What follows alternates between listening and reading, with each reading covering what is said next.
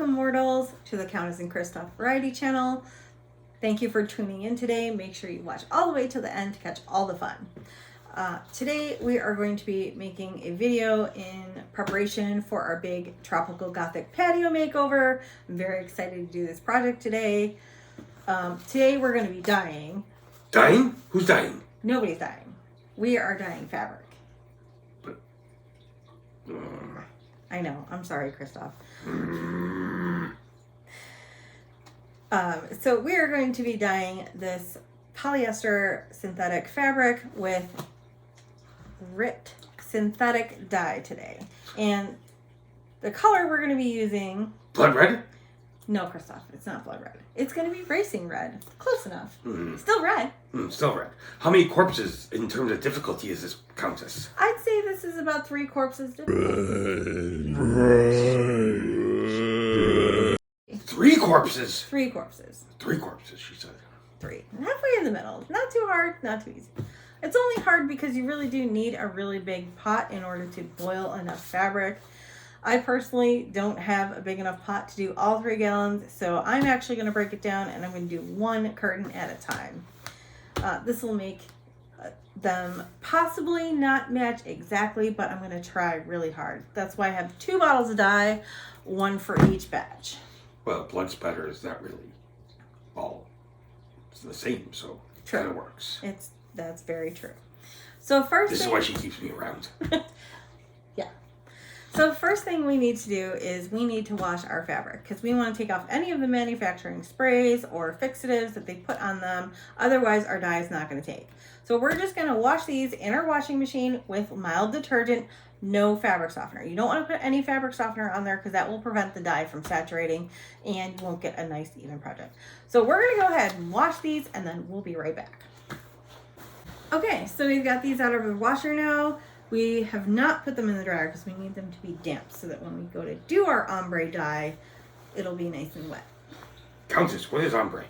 Ombre is where the color is gradiated from very deeply saturated to very lightly saturated. So it's going to fade like my hair.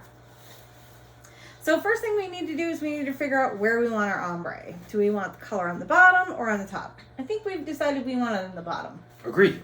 So this is the top of our curtains. So we're actually going to take these and we're going to, can you hand me my pole? Don't beat the Kristoff. And we're going to wind this fabric around the pole in preparation for our dye. About like that, because you want enough room to put the fabric in the pot. All right, so I'll let you hold that. Got it. So next thing to do, I've got my pot simmering. It hasn't quite reached a boil yet. So it's time to add what we need to our pot to make the dye work. So we're going to add 1 bottle of dye into 1.5 gallons of liquid that I've got simmering. And we're also going to add a teaspoon of liquid dish soap to make the dye penetrate better.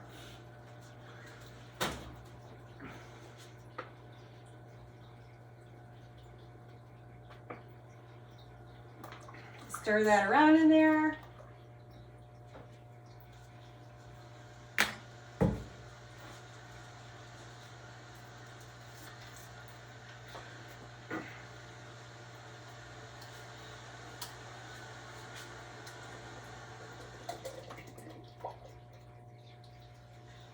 It's already very red. Yeah. Almost blood. Almost blood. Almost blood.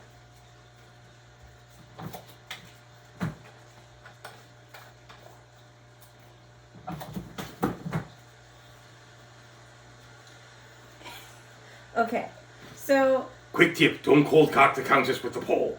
Absolutely. So with a synthetic dye, it's different than a normal dye because synthetic fabric actually has to free float and boil in the pot of water as you're boiling it. If you're using a regular dye on cotton fabrics or natural fabrics, you don't have to do that. You actually can boil your dye first, put it in a pot off to the side, and dip dye really quickly. But synthetics are a lot more troublesome because they don't take as well as a cotton fabric or a natural fiber fabric. So this is going to be a little intense. Hence the 3 corpse rating. Yeah. So what we're going to do is we're going to dip our first third, about I'd say about that much into the pot. It's going to boil in the pot for about 10 minutes. We're going to be dipping this up and down a little bit because if we don't, we're going to get a solid line here. We don't want that. We want to avoid a solid line. We want a nice gradient. So we're going to kind of be dipping it like a tea bag. All right, so we're just going to wait for our water to heat up, and we'll bring the camera over this way so you guys can see better. All right, so our water's reached a boil. I've got some protection on, and now I'm going to be dipping the fabric right in here from the bottom. We're just going to dip it in there. That definitely is like a tea bag. It's like a tea bag. Get it in there. And you're just going to let it boil, and we're going to time it for 10 minutes. It needs to sit like this for 10 minutes before we move to the next section. So, Christoph, I'm going to put you in charge of the timer. Yes, Countess. One timer coming up.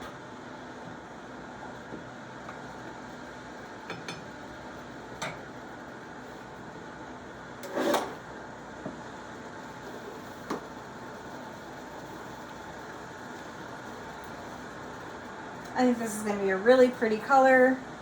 I'm very excited. This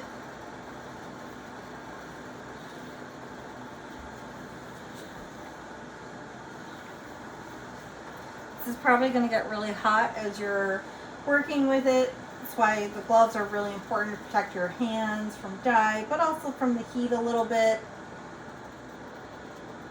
You do not want your hands to become bloody handprints. That leaves evidence.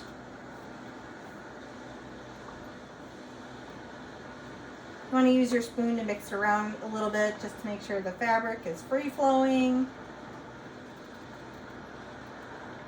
It's looking really good so far. Yes, it is.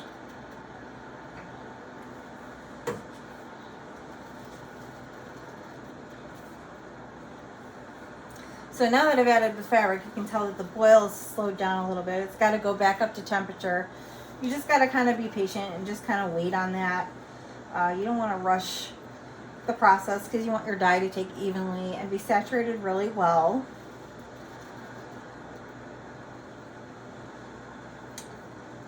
All right, I think we're going to pause video and then we'll come back at the end of 10 minutes for the next section. Stay tuned. Okay, our 10 minutes are almost up, and it's going to be time to bring the next section of our fabric down into the dye. So I'm just going to unroll the fabric, and I'm going to keep it above the pot for a minute, and then I'm going to slowly lower that in there. Like the victim from last night? Hush, Christoph, no victims. But there's always victims. So because this is a synthetic dye, the more fabric you dip in there, the less dye particles are actually floating around in the pot. So by keeping a part of it above the water, you're actually making the dye soak into the pre-dyed part longer and longer, which will give you this ombre effect. It's starting to boil a little too much, so I'm going to turn my heat down just a little bit. You don't want like a rolling boil, you want like a nice simmer.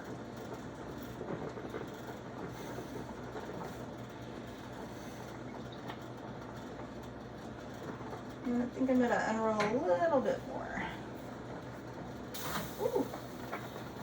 Watch the splatter. Don't burn yourself, Countess.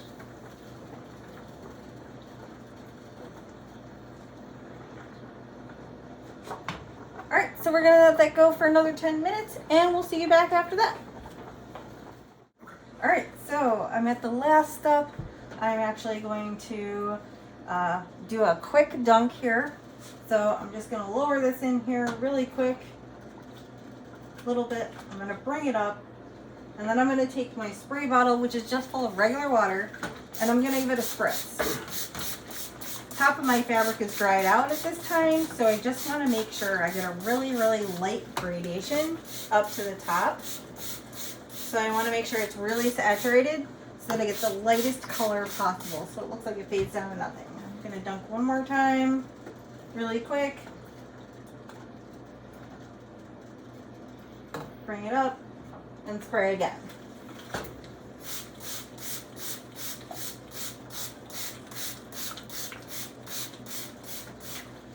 You can see that's got a really nice fade out. It's not too bright at the top.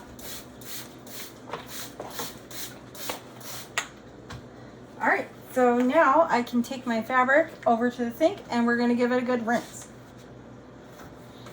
Shut off my heat. We're gonna start with warm water. I'm gonna actually bring the whole panel right on over. You do not want to get blood spatters on the floor. This is very hot, so you want to be very careful. So I'm gonna start with the top that I did not get any dye on. And I'm gonna start by rinsing there. Or where I got the least amount of dye. If you get some spotting in the top, that's fine. You can usually rinse that off. It'll run clear. And then, can you hand me my yellow bucket? Yes, Countess.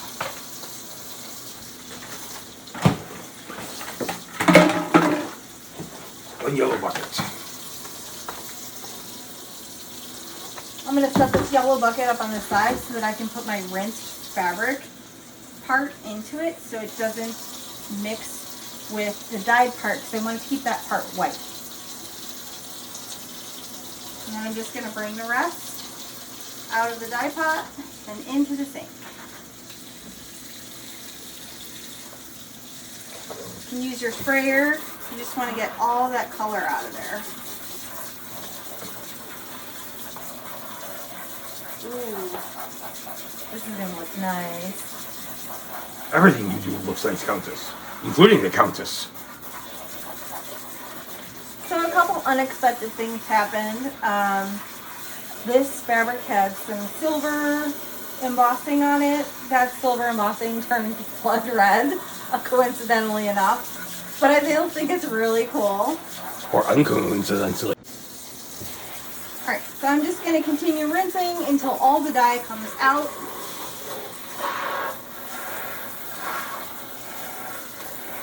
Water's almost running clear at this point, so you're almost done. You want to keep moving your water colder and colder to help set the dye into the fabric. And then you're going to want to wash this one more time with a mild detergent just to keep from bleeding and running while it's outside in the rain. Obviously, we don't want our porch turning red. We don't? No, we rent, Christoph. We don't want to lose our rent. Someday we'll have a big lab, but you know, right now we have to make do with the rental lab. These rental people have no style.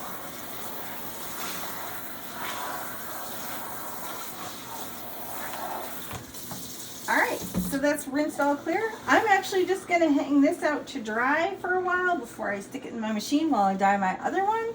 And we'll come back at some point and show you what the finished product looks like. Alright, it's been a couple days and I just wanted to show you how our curtains turned out. So we put them in the washer and then the dryer, dried them off all real nice. And this is the finished product, you guys. Look how amazing that looks. This is the embossing that I was talking about. You can see like the metallic silver up here, but down here where it was in the dye bath longer, look at that blood splatter. Ooh. All right, so we're gonna be ironing these next, and then we're gonna be hanging them up on our tropical gothic patio.